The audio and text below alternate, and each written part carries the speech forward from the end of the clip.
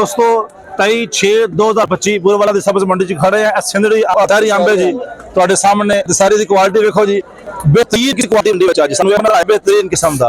और जनाब ए पेटी दा वजन कितना है? पहली बारी पेटी दा वजन 14 किलो करना। पेटी आम पेटी दा वजन होंदा जी 9 किलो 10 किलो वजन होंदा आम पेटी दा। 9-15 दी पेटी दा साइज दसो बनणगे। ए जनाब 9-15 दी पेटी है 14 किलो वजन है ते आम जरा चेक करो लेवल में जी आ जी वाकई इतना वजन है जी पेटी का। की रेट है पेटी का भाईजान? 1400 रुपए का।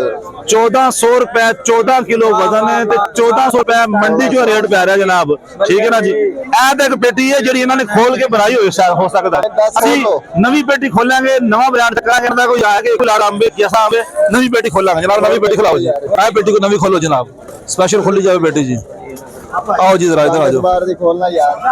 आओ जी लाओ जरा पेटी यार एक कार चाबी दे एक खोटी को फाड़ लो ना थल्लो थल्लो करो थल्लो खोलो। हाँ जी जरा थल्ले वाला अंब ना बाल अंब सही नहीं निकलदा चेक कर लेने जी। आ थल्लो पेटी खोली जाके जनाब ते जनाब एनु जरा ओपन करो जी पेटी नु ਤੁਹਾਡੇ ਸਾਹਮਣੇ पेटी ओपन की जाएगी जी। भाईया जो ओपन वजन जनाब 14 किलो वजन है। सानू अज तक 14 किलो वजन की पेटी नजर मंडी चो पहली बार 14 किलो वजन है। आम वजन जो होंगे जी 8 किलो 9 किलो आम पेटी वजन निकलता जी।